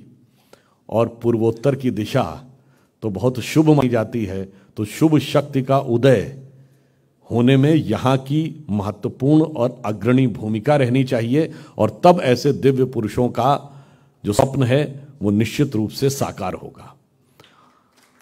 और एक मन में यह भी हम बात हटा दें, भारतीय संस्कृति का जो मूल तत्व है उसको लेकर अगर हमारे माइंड में कोई ग्लानि पैदा की गई है कि हमें यह शब्द का प्रयोग नहीं करना है, तो कहना चाहूंगा हिंदू शब्द जो कि पूरे भारत की वे ऑफ लाइफ को रिप्रेजेंट करता है, वर्ल्ड की सबसे हाईएस्ट नॉलेज को रिप्रेजेंट करता है, एकमात्र जगह जहां दूसरे रिलीजन जो उसको नहीं मानते उनके साइंटिस्टों ने भी जिसको प्रेस किया हो। एग्जाम चैलेंज करके पूछता हूं, कोई दुनिया में दूसरी जगह बताइए कि वर्नर हाइजेनबर्ग से लेके, श्रोडिंगर से लेके, पॉली से लेके, नील्स बोर से लेके, आइंस्टीन से लेके, कितने बड़े बड़े साइंटिस्टों ने किया, उसके बावजूद उनसे यह भी नहीं कहा गया कि तुम हमारे में कन्वर्ट हो जाओ। कितने ही लोग आते हैं यहां मां कामाख्या के दर्शन करने, फॉरेनर्स, कभी उनसे कहा जाता तुम कन्वर्ट हो जाओ, और अपने आप आते हैं। बताइए किसी दूसरे जगह पे कोई दर्शन करने के लिए जाता और ये ना कहा जाता तुम कन्वर्ट हो जाओ। इसलिए सारा ज्ञान का स्रोत जो वेदों में था। तो अटल जी की इस पंक्ति के साथ समाप्त करता हूं कि जो मोदी जी ने कहा कि हमें वो एक नए भारत को 2047 तक एस्टैब्लिश करना है, और ये Y20 या थिंक 20 का जो हमारा कॉन्सेप्ट है, नया बनेगा तो बनेगा क्या? अगर हम डेवलप्ड कंट्री बन जाएंगे तो अमेरिका तो है डेवलप्ड कंट्री, वो किसी भी स्कूल में जा कोई गोली चला देता है और 10-20 बच्चों को मार देता है। क्यों भाई, ऐसे डेवलप बनना है क्या? नहीं, we are all set to become a developed country of the world, but not for the sake of becoming super power of the world, to become the jagat guru of the world. Because power is there to dominate the world and guru is there to motivate the world.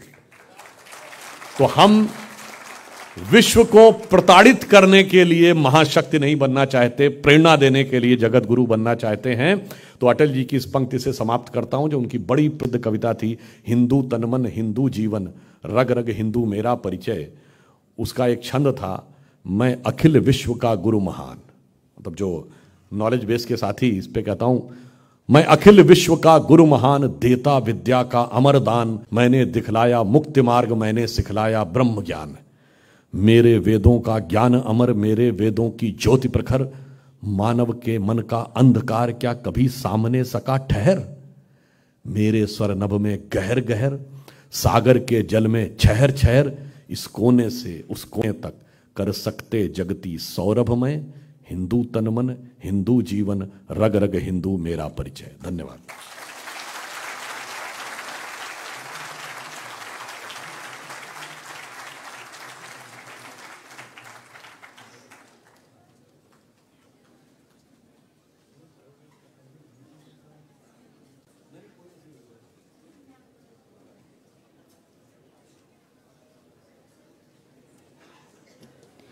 Wow, what an illuminating hour it was, right? Thank you so much for your thought-provoking speech, sir. We are inspired. After having known the greatness of the Indian knowledge system, after having known the philosophy, the science, the logic, the reason behind our knowledge system, can we please expect a minute standing ovation to our knowledge system, please?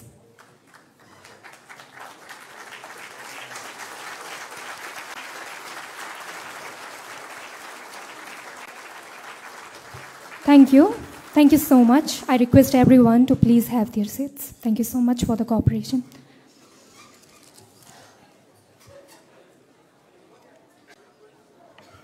Now let's proceed toward the interactive session. I would like to request two of our organizers to help extend the microphone to the one willing to ask. Also, before the question, kindly note down. Kindly mention your names and the institution from where you belong. Also, we have set certain rules for the interactive sessions. Firstly, one person, one question. This has to be strictly followed. Secondly, we expect strictly questions and not the suggestions. All right? We expect strictly questions and not the suggestions. Thirdly, we don't expect any counter questions. And last but not the least, questions would be brief, within 2 to 3 sentences. Now, I would again request Trivedi ji to please be on the podium for the question answer session. The session is open for questions. The first question, please. Good evening, sir. So my अपना नाम और वो भी बता दीजिएगा, कहाँ से हैं, फ्रॉम विच इंस्टीट्यूशन। सर मैं अभिषेक चौधरी गुवाहाटी कॉलेज से हूँ, बीएससी जियोग्राफी 6M। सर मैं आपको बहुत सालों से फॉलो कर रहा हूँ, यूट्यूब में या फिर न्यूज़ में आपका डिबेट्स देखते रहता हूँ, बहुत इंस्पायरिंग होता है। सर मेरा क्वेश्चन डायरेक्ट है रिगार्डिंग हिस्ट्री। जो एक डिबेट में आपने बात किया था कुछ नेहरू जी का स्टैंड लेके, जो महात्मा गांधी जी ने उन्हें सपोर्ट किया, जबकि सरदार वल्लभ भाई पटेल जी को ज़्यादा वोट्स मिला था प्राइम मिनिस्टर के लिए। सर उसके पहले भी कहीं ना कहीं नेताजी को भी वो चांस मिला था, लोग चाहते थे कि वो बने, पर कुछ पॉलिटिक्स कांग्रेस के लिए ही नहीं हो पाया। तो कहीं ना कहीं आप भी शायद मानते कि गांधी जी नेहरू जी को सपोर्ट किया है प्राइम मिनिस्टर बनने में, जबकि सरदार पटेल जी ज़्यादा डिजर्व करते थे। तो कहीं ना कहीं वो कांग्रेसी तो थे महात्मा गांधी जी। नहीं, देखिए जो मैं बात कह रहा हूं ये आपको विद रेफरेंस कह रहा हूं। जो मीटिंग हुई थी वो हुई थी अप्रैल 1946 में, और उसमें तय होना था कि जो प्रेसिडेंट होगा कांग्रेस का, वो एक इंपॉर्टेंट ध्यान रखिए, आप में से बहुत से लोग भूल जाते हैं, नेहरू जी भारत की गवर्नमेंट के चीफ 15 अगस्त 47 को नहीं बने। Interim government under cabinet mission plan 2 सितंबर 1946 को बन गए थे। उसका कारण यह था, वो डिटेल में नहीं जा सकते, कि 46 फरवरी में जो नेवल अपराइजिंग हुई थी, उसके बाद ब्रिटिश सरकार हिल गई और उसने मार्च में डिसीजन लिया कि सितंबर तक इनको पावर दे देनी है। अब उसमें तय हुआ कि जो देन कांग्रेस प्रेसिडेंट होगा वही अंतरिम सरकार का नेतृत्व करेगा। मौलाना आजाद उस समय प्रेसिडेंट थे, उनसे कहा गया यू स्टेप डाउन, और सारी प्रदेश कांग्रेस कमेटियों से मांगा गया कि आप सजेशन दीजिए कि in your opinion who should be the next Congress president और may be the next interim prime minister of the India when India will be in the transition state. तो एक वोट मिला था पट्टाभी सीतारमैया को और एक वोट मिला था जेबी कृपलानी जी को, और बाकी सारे वोट मिले थे सरदार पटेल को, 0 वोट था नेहरू जी को। बट मीटिंग में, और इसका रेफरेंस है जेबी कृपलानी जो कांग्रेस के अध्यक्ष रहे हैं, उन्होंने किताब लिखी है माई ईयर्स विद महात्मा गांधी, उसमें उन्होंने इस मीटिंग का मिनट टू मिनट वर्णन लिखा है। सरदार पटेल की बेटी ने भी इस मीटिंग का मिनट टू मिनट वर्णन लिखा है। तीसरी किताब है India from Curzon to Nehru and after by Durga Das, जो उस जमाने के बड़े प्रोमिनेंट पत्रकार थे, उन्होंने भी मिनट टू मिनट लिखा है कि जब मीटिंग शुरू होती है तो गांधी जी देखते हैं उनकी तरफ, कृपलानी की तरफ, और कृपलानी कहते हैं कि जी मैं अपना नॉमिनेशन विड्रॉ करता हूं और अपना वोट नेहरू जी को ट्रांसफर करता हूं। ऐसा कभी होता नहीं कि आप अपना वोट दूसरा, आप विड्रॉ कर सकते हैं, वोट ट्रांसफर नहीं कर सकते। फिर उधर की तरफ देखते हैं तो पट्टाभी सीतारमैया भी कहते हैं मैं भी विड्रॉ करता हूं और मैं भी वो करता हूं। फिर वो सरदार पटेल की तरफ देखते हैं, क्योंकि बाकी सारे वोट उनका हिसाब से 13 वोट्स, यानी 16 में से 14 या 13 वोट सरदार पटेल को थे। तो पहले 2 मिनट सरदार पटेल मौन धारण करते हैं, उसके बाद वो गांधी जी की तरफ देखते हैं और उन्हें लगता है कि वो यही चाह रहे हैं, और वो कह देते हैं कि मैं भी अपना विड्रॉ करता हूं और इनके फेवर में करता हूं। तो ये एक फैक्ट है हिस्ट्री का, इसमें नहीं कोई कंफ्यूजन की बात नहीं है। वो निर्णय क्यों कैसे था that is all together different thing, but the fact of the matter ये है कि जो आप डेमोक्रेसी की बात करते हैं उसकी शुरुआत 0 वोट के बहुमत के साथ हुई थी। इतना बड़ा परिवर्तन इस देश में हुआ। और वैसे एक और मैं फूड फॉर थॉट दे दूं, किसी को बुरा लग सकता है पर यह फैक्ट है। अगर हम आजाद 15 अगस्त 47 को हो गए तो वाइसराय 30 जून 48 तक क्यों रहे माउंटबेटन भारत के? पाकिस्तान में तो जिन्ना गया था वाइसराय, भारत में क्यों रहे? और आपको पता है भारत का आर्मी चीफ कौन था? General Roy butcher. भारत का एयर चीफ कौन था? एल्महर्स्ट। नेवी चीफ कौन था? वो भी ब्रिटिश था, उसका मुझे नाम नहीं याद आ रहा। आईबी चीफ कौन था? वो भी ब्रिटिश था। तो वो एक फैक्ट है। मगर एक फैक्ट आपको जरूर बता दूं, जब इंडिपेंडेंस ऑफ इंडिया एक्ट पारित हुआ ब्रिटिश पार्लियामेंट में, Clement Attlee was the British prime minister. उन्होंने, और ये मैं कोर्ट के साथ बोला हूं, 15 मार्च 1947 को ब्रिटिश पार्लियामेंट में अपनी स्पीच में बोला है, जैसे आज आप प्राइम मिनिस्टर की स्पीच जाके चेक कर सकते हैं। उन्होंने बोला है कि हम भारत छोड़ रहे हैं इसलिए क्योंकि हमारी फोर्सेस जो हैं, इंडियन फोर्सेस, उनकी लॉयल्टी ब्रिटिश के प्रति अब खत्म हो गई है। We can not rely on them. और उस समय 25 लाख की इंडियन फौज थी और उसमें अंग्रेज सैनिक सिर्फ 40,000 थे, बाकी 24.5 लाख भारतीय सैनिक थे। उनकी स्पीच में कहीं कोई रेफरेंस नहीं है कि वो किसके लिए छोड़ रहे हैं, सिर्फ इस चीज का रेफरेंस है कि हमारी फौज की लॉयल्टी खत्म हो गई है, उसके लिए छोड़ रहे हैं। तो बहुत सी ऐसी चीजें हैं। मतलब लास्ट में मैं एक बात कहूं, जो लोग जेल में रहे, जेल में वीर सावरकर की तरह, जिन्होंने कोल्हू में बैल की तरह उनको लगा दिया गया, उनका योगदान नहीं था।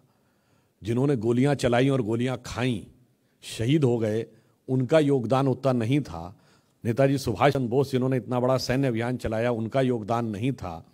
और जो मतलब वीर सावरकर पे किताब लिखने पे रोक लगा दी गई थी, आर्टिकल नहीं छपेंगे, डिग्री लॉ की विदहेल्ड कर ली गई थी, सारी की सारी प्रॉपर्टी कॉन्फिस्केट कर ली गई थी। तो जिनको किताब लिखने पे रोक बाहर भी थी, उनका योगदान नहीं था। जो जेल में रह के किताब लिखने की सुविधा थी, सेक्रेटरी भी था, खानसामा भी था, पूरे जलवाए जलाल के साथ थे, उनका योगदान, सारा योगदान उन्हीं का था। तो इस पे एक शेर है कि नौरंगिये सियासते दौरां तो देखिए, नौरंगिये सियासते दौरां तो देखिए कि मंजिल मिली उन्हीं को जो शरीके सफर न थे।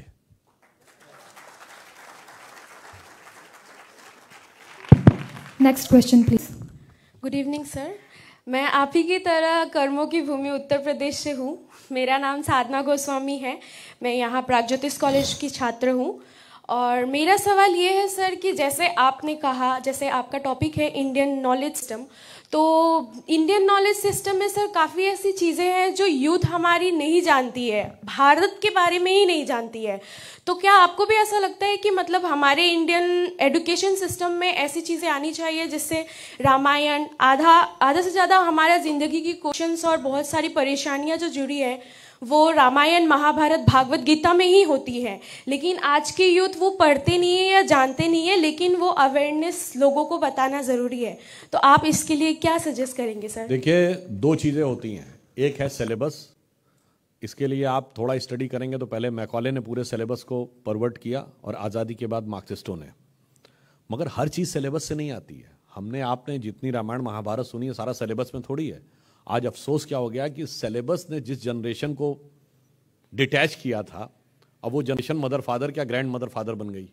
मदर फादर वाली तो सारी जनरेशन जो है उसको खुद ही नहीं क्लियर है कि हमारा कॉन्सेप्ट क्या था, तो वो बच्चों को क्या पढ़ाएंगे। मगर मैं कहना चाहता हूं कि आज की जो यंगर जनरेशन है उसको एक प्रिविलेज मिल गया है। आज आपके हाथ में जो मोबाइल फोन है इस पर बहुत सारी रॉन्ग इंफॉर्मेशन भी है, पर अगर आप सर्च करना चाहें तो मोर देन 90% ट्रुथ तक आप पहुंच सकते हैं। तो मेरा मानना यह है कि भारतीय संस्कृति और हिंदू धर्म और हिंदू फैमिली के जितने धर्म, हिंदू, सिख, जैन, बौद्ध, सब, इनके साथ सबसे बड़ी प्रॉब्लम यह है कि इनका कोई बच्चा अपने धर्म ग्रंथ को नहीं पढ़ता, क्योंकि समझा दिया गया सेकुलर होने की वजह से आपको पढ़ने की जरूरत ही नहीं। तो हम अपने नॉलेज बेस से इस कदर डिस्कनेक्ट हो गए जिसकी कोई हद नहीं है। तो इसलिए जब हम उन चीज़ों को पढ़ेंगे, समझेंगे, तो जो मैंने आपसे कहा ना, नॉलेज भी मिलेगी और नॉलेज के साथ सही दिशा भी मिलेगी। तो हमारा ये अनुरोध है माँ बाप से भी कि आप भी इन चीज़ों को पढ़िए, समझिए और बच्चों को समझाइए, और यंगर जनरेशन उसको अपने आप पढ़े। और फिर जो मैंने एनी बेसेंट का शब्द कोट किया था, पढ़ने के बाद जितना आप पढ़ते जाएंगे उतना उसके दीवाने होते जाएंगे। इसीलिए मैं एक एग्जाम्पल कहना चाहूंगा, बहुत बड़े बड़े साइंटिस्टों को आपने वेद वेदांत से प्रभावित होते देखा होगा। वेद वेदांत के किसी ज्ञाता को जिसने वाकई प्रॉपर एजुकेशन लियो, कहीं इधर उधर डाइवर्ट होते नहीं देखा होगा। तो इसलिए बस मेरा यही रिक्वेस्ट है कि प्रेजेंट जनरेशन भी पढ़े और मदर फादर इस बात को इंश्योर करें कि बच्चों को ये चीजें समझ में आए और उन बातों को प्रेरित करें। वरना अब क्या हो गया है, सबसे ज्यादा अरे बेकार है, हमें इसको करने की क्या जरूरत है। और इस ढंग के एब्सर्ड क्वेश्चन, जैसे मैं बताऊं, लोग कहते हैं हम स्टूडेंट लाइफ में थे, भगवान कहाँ है दिखाओ। तो मैं उनसे जानते क्या कहता था, मैंने कहा था इलेक्ट्रिसिटी दिखाओ। उन्होंने कहा ये बल्ब, हमने this is light effect of electricity. पंखा, mechanical effect of electricity. Then the heater, heat effect of electricity. Where is electricity? नहीं, ये उसका, अरे तो मैंने कहा you can see the effect of electricity but can not see the electricity. In the same manner you can see the effect of God, can not see the God.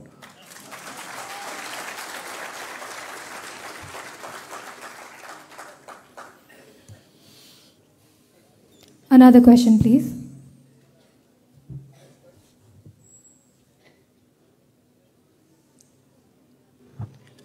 Namaskar, sir. I am Comrade Das from Praxotis College, Political Science Honors. Sir, my question is, sir, क्या है कि हमारा जो ये national anthem जाना गाना मना, उधर एक वर्ड है सिंध, जो अभी फिलहाल पाकिस्तान में है सर। और एक नाथुराम गोडसे ने भी मरने से पहले बोल के गया है कि मेरा जब देहांत होगा तो मेरा अस्थिया सिंध पे विसर्जन किया जाएगा। और सर हमारा हिस्ट्री को अगर देखें तो विक्रमादित्य, सोलहवीं या फिर चंद्रगुप्त मौर्य, आपने तो बोल दिया सर कि हमारा देश विश्वगुरु बनेगा। ये सर 1,000,000% श्योर सर, हमारा भारत विश्वगुरु बनेगा ही बनेगा। अभी सर मैं पूरे यूथ के तरफ से मैं बोलता है सर, हमको सर अखंड भारत देखना है सर। शरीर त्यागने से पहले सर, मरने से पहले सर, अखंड भारत देखना है सर। अभी हमें मार्गदर्शन कीजिए सर, किस प्रथा को अवलंबन करके हम अपने अखंड भारत वाला सपना को साकार कर सके और देह त्यागने से पहले ये ख्वाब को वास्तविकता रूप में अर्जित कर सके सर। देखिए, जिसे हम कल्चरल नेशनलिज्म कहते हैं उसमें तो भारत कभी टूटा ही नहीं है। ये बताइए, ननकाना साहब और करतारपुर साहब दोनों पाकिस्तान में चले गए, वो इंडियन हिस्ट्री में पढ़ाए जाते हैं कि पाकिस्तान की हिस्ट्री में? सिंधु सारस्वत सभ्यता किसमें पढ़ाई जाती है? इंडियन हिस्ट्री में और उसमें। वैसे क्या होगा फ्यूचर में ये तो वक्त बताएगा, मगर अभी हमारे नेशनल एंथम में क्या लिखा है? हमारे नेशनल एंथम में क्या है? पंजाब सिंध गुजरात मराठा। सिंध भले ही हमारे ज्योग्राफिकल हिस्से में नहीं है, पर नेशनल एंथम में आज तक है। और जब आप कहते हैं द्राविड़ उत्कल बंग, आधा बंग चला गया, आधा पंजाब चला गया, सिंध चला गया, मगर हमारे नेशनल एंथम में पूरा है, तो शायद भगवान ने कुछ सोच समझ कर ही नेशनल एंथम में रखा होगा। We expect another question. The questions should be strictly asked within 2 to 3 sentences and not more than that. Thank you. नमस्कार सर, मैं परवेज़ अली कॉटन यूनिवर्सिटी से ही हूँ। मेरा प्रश्न बहुत साधारण है। बहुत दिनों से इस बात को लेकर मैं परेशान हूँ। जैसे कि आपने कहा, स्वयं भगवान के अवतार राम जी त्रेता युग में उस माया को नहीं समझ पाए, उस स्वर्ण हिरण को नहीं समझ पाए। तो हम छात्र होके इस कलयुग में जो हमारे आसपास इतनी माया है, इतना माया जाल है, तो इस कलयुग में हम उस माया से खुद को कैसे बचाएं? तो आप उसके ऊपर कुछ अगर 2 शब्द हमें बोले तो बहुत धन्यवाद। बहुत अच्छा सवाल किया है। मैं वैसे इसका उत्तर दे चुका हूं। अरे भगवान ने लीला इसीलिए तो दिखाई थी कि पूरी बात समझ लो और आगे जाके उससे शिक्षा लीजिए। इसीलिए हर साल रामलीला बनाई जाती है। इसीलिए वो जो मैंने अंतिम वाक्य बोला था रामचरितमानस में, क्या लिखा है? कहत परम पुनीत इतिहासा, श्रवण ही करत सकल भ्रमनाशा। ऐसा परम पवित्र इतिहास है, इसको पढ़ने से सारा भ्रम दूर हो जाता है। और भ्रम, एक और बात बताएं, जैसा इन्होंने कहा कि आपने कभी सुना है सूफी नज्म है जो निजामी ब्रदर्स गाते हैं, वो उसमें क्या गाते हैं? सांसों की माला पर फेरूं मैं पी का नाम, अपने मन की मैं जानूं और पी के मन की राम। तो राम का कनेक्शन सब जगह है। और एक और आपको बात बताएं, if I ask you which is the only country in the world जिसके नेशनल ब्रॉडकास्टर पे पर डे रामायण आती है, वो भारत नहीं है, Indonesia which is the biggest Muslim country of the world. और इतना ही नहीं, इंडोनेशिया की एक प्राइम मिनिस्टर हुई हैं, उनका नाम है मेघावती सुकार्णोपुत्री। और वो जानते हैं क्या है? वो मुस्लिम है, नाम है मेघावती सुकार्णोपुत्री। इंडोनेशिया की जो एम्बेसी है वॉशिंगटन डीसी में मैसाचुसेट्स एवेन्यू पे, उसमें सरस्वती जी की 12 फुट की मूर्ति लगी है और नीचे 3 बच्चे पढ़ते हुए दिखे हैं। बिगेस्ट मुस्लिम कंट्री कहता है कि ये मेरा कल्चर है, इसका रिलीजन के साथ कॉन्फ्लिक्ट नहीं है। और मैं आपसे कहता हूं, यहां दिल्ली में जाइएगा, चाणक्यपुरी में जब अशोका होटल से आप लेफ्ट टर्न लेंगे तो दाहिनी तरफ इंडोनेशिया की एम्बेसी है, उसमें सब जगह गरुड़ बने हुए हैं जो भगवान विष्णु का वाहन है। वो कहते हैं मेरा कल्चर है, इसके साथ कोई कॉन्फ्लिक्ट नहीं है। और नोट पे गणेश जी का स्थान एक ही में था, वो भी इंडोनेशिया में था। प्रॉब्लम है कि यहां कॉन्फ्लिक्ट क्रिएट कर दिया गया है। Next question, please. Good evening Sudhanshu ji, मेरा नाम जयादित्य फुकन है। मैं गुवाहाटी यूनिवर्सिटी लॉ डिपार्टमेंट से हूँ। मेरा एक क्वेश्चन आपने इनडायरेक्टली आंसर दे दिया है, फिर भी जैसे कि हम अभी देख रहे हैं कि पाकिस्तान में आर्थिक कगार है, वो पाकिस्तान छुन विशुन हो जाएगा, मतलब टेरिटोरियल सॉवरेनिटी नहीं है कुछ, it will be destroyed into two many parts. Vulcanisation of Pakistan हो सकता है। सो मेरा क्वेश्चन ये है कि लाइक सिंधु सभ्यता हमारा धरोहर है, हड़प्पा मोहनजोदारो हमारा धरोहर है। अगर पाकिस्तान बल्कनाइजेशन हुआ तो क्या हम लोग का ये जिम्मेदारी नहीं होगा कि सिंधु सभ्यता की रक्षा किया जाए, या फिर कुछ उसको यूनेस्को स्टेटस के ऊपर हमको लाइक प्रीएम्प्टिव एक्शन लेकर हमको बचाना चाहिए सिंधु सभ्यता को? वैसे वहाँ पर भी है वो पाकिस्तान में, मगर यूनेस्को वर्ल्ड हेरिटेज अभी भी है। मगर जो आपने पाकिस्तान के अंदर के हालात के ऊपर बोला है, तो इसका आंसर सिर्फ एक ही पंक्ति में दे देता हूँ जो अटल जी ने कहा था, वो पाकिस्तान पे लागू होती है। चिनगारी का खेल बुरा होता है, चिनगारी का खेल बुरा होता है, औरों के घर में आग लगाने का सपना अपने घर में ही सदा खरा होता है।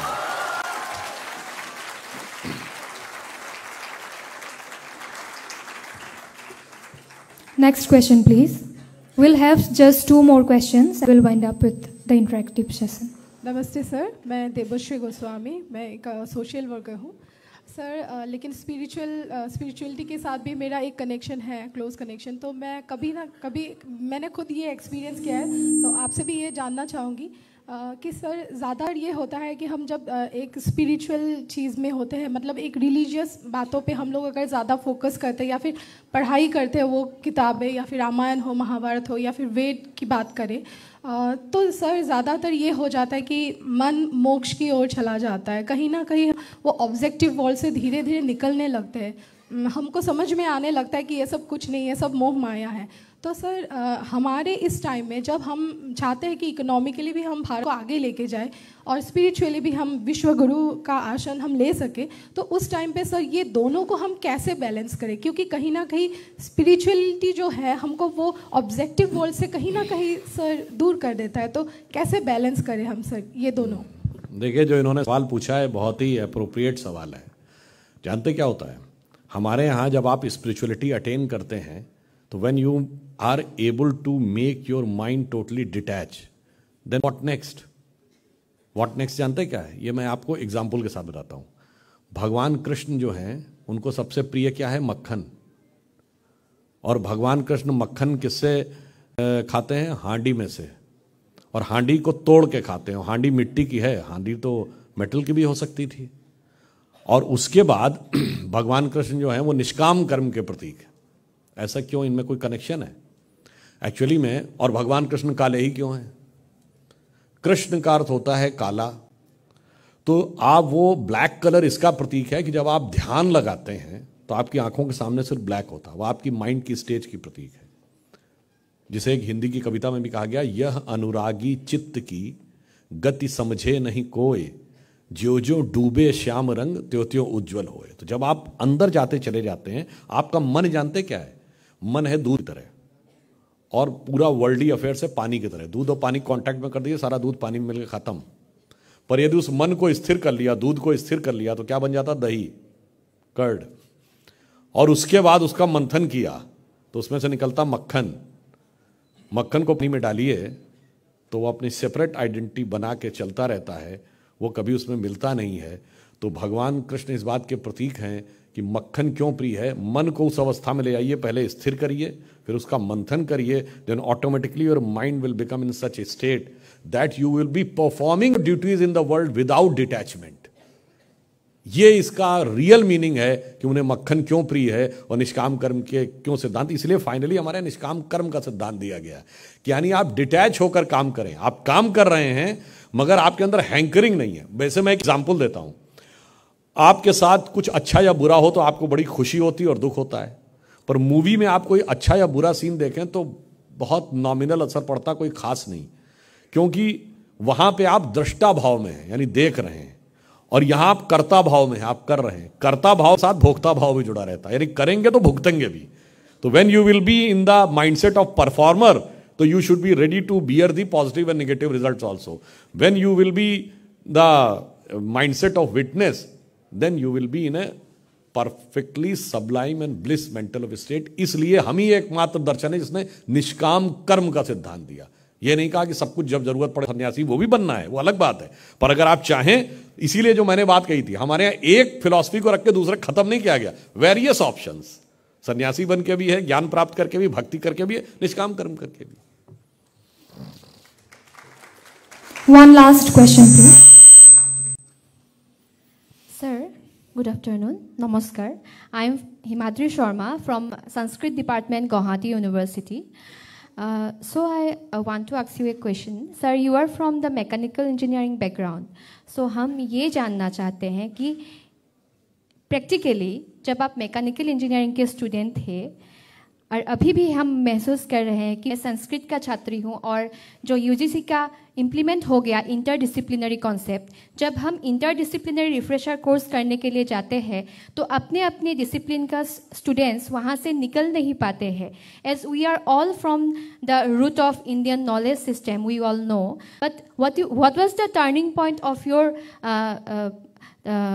आपका ये जो इंडियन नॉलेज सिस्टम में पहुंचने का जो मार्ग, मैकेनिकल इंजीनियरिंग से संस्कृत शास्त्रार्थ तक, एज ए स्टूडेंट आपका जो अभिज्ञता था वो हम लोगों से शेयर कीजिए। धन्यवाद। एक्चुअली जब मैं स्टूडेंट लाइफ में था 12th ऑनवर्ड्स, मेरा जो बेसिक इंटरेस्ट था वो फंडामेंटल फिजिक्स में था, जिसमें क्वांटम मैकेनिक्स आता है, न्यूटोनियन मैकेनिक्स आती है, रिलेटिविटी थ्योरी आती है, उसमें ज़्यादा इंटरेस्ट था। अब इंजीनियरिंग में सेलेक्ट हो गए तो उस जमाने में तो इंजीनियरिंग में सेलेक्ट हो गए तो हमारे ज़माने में बहुत बड़ी बात मानी जाती थी इंजीनियरिंग में सेलेक्ट होना। तो आप ये थोड़ी छोड़ देंगे, क्योंकि अच्छी नौकरी की गारंटी तो इंजीनियरिंग में ज़्यादा थी। मगर फिर जब आप डीप फिजिक्स में जाते हैं तो यू एंटर इनटू मेटाफिजिक्स, और जब आप मेटाफिजिक्स में जाते हैं वहां से आप फिलॉसफी में एंटर कर जाते हैं। जैसे मैंने अभी आपको बताया ना, स्थिति और गति, पोजीशन एंड मोशन, इसको जब आप गौर से सुनेंगे तो आपको वो चीजें आती चली जाती। वहां से ये मैं अपना सौभाग्य मानता हूं कि वेस्टर्न फिलॉसफी मैंने थोड़ी पढ़ी मगर इंडियन जल्दी पढ़ ली। तो जब आपको वो चीज़ जल्दी समझ में आ गई तो आपका कॉन्सेप्ट बदलता चला गया। और उसे मैं एक अपने पर्सनल एक्सपीरियंस में बताना चाहता हूं। जो मैंने आपको हाइजेनबर्ग अनसर्टेनिटी बताई ना, the position and the velocity of A particle is simultaneous determination is not possible, ये मैंने 11th में पढ़ा। और वो पढ़ने के साथ मेरे दिमाग में दूसरा कॉन्सेप्ट आया। हिंदी एज ए सब्जेक्ट पढ़ते थे, उसमें हिंदी के बड़े फेमस अभी हुए हैं बिहारी लाल का एक दोहा है। वो कहता, जगत जनायो जी सकल तौ हरि जान्यो नाही, जिन आंखिन सब देखिए आंखें न देखी जाए। मतलब जिस भगवान ने सारे संसार का ज्ञान आपको कराया उसे आप कभी देख नहीं पाते। जैसे अपनी आंखों के द्वारा आप सारे संसार को देखते हैं और कोई व्यक्ति अपने जीवन में अपनी आंख नहीं देख सकता। आंख का प्रतिबिंब देख सकता है, रिफ्लेक्शन देख सकता, आंख नहीं देख सकता। मेरे दिमाग में आया, the simultaneous and exact visualization of the apparition the scenario is impossible. फिर मेरे दिमाग में जानते क्या आया, आप सपना देखते हैं, जब सपना देखते हैं तो वो रियल नजर आ रहा होता है ना, और जैसे ही आंख खुली सपना खत्म, अब रियल वर्ल्ड में आ गए। तो simultaneous and exact realisation of the dream and the world is impossible. The moment you are in the dream, you cannot be in the real world. The moment you are in the real world, you cannot be in the dream. अब अगर आप देखें, यही point वहां पे आता है। बिहारी का के बाद हमने कबीर का एक दोहा सुना, बड़ा फेमस है, आप सबने सुना होगा। जब मैं था तब हरि नहीं, अब हरि है मैं नाई, सब अंधियारा मिट गया जब दीपक देखा माई। The moment I was there, the God was not inside me. Now the God is here and I am not there. The simultaneous and exact realization of the dream and the world is not possible. So the simultaneous and exact realization of the God and the world is not possible. तो यहां से मेरे दिमाग में philosophy आई कि अगर भगवान, इसीलिए आप इस संसार में दो प्रकार के एक्सट्रीम लोगों को पाएंगे। एक जो एक्सट्रीमली मेटलिस्टिक है, वो कहते हैं कहां है भगवान, बकवास, मुझे नहीं दिखता। दूसरी तरफ जो एक्सट्रीमली स्पिरिचुअल है, वो कहते हैं ब्रह्म सत्यम जगन मिथ्या, जगत तो माया है, सब कुछ तो भगवान ही है। क्यों? The simultaneous and exact realisation of the God and world is not possible. तो ये आप जाते हैं तो अपने आप साइंस के साथ, फिजिक्स के साथ कनेक्ट होते हुए वहां पहुंच जाते हैं। और शायद इसीलिए फंडामेंटल फिजिक्स के ज्यादातर साइंटिस्ट, जो मैंने पहले बोला, Niels Bohr, Werner Heisenberg, Schrodinger, Einstein, ये सब शायद इसीलिए, या फिट्ज ए कैपरा या कार्ल सेगन, ये सब इसीलिए वेदांत से प्रभावित रहे।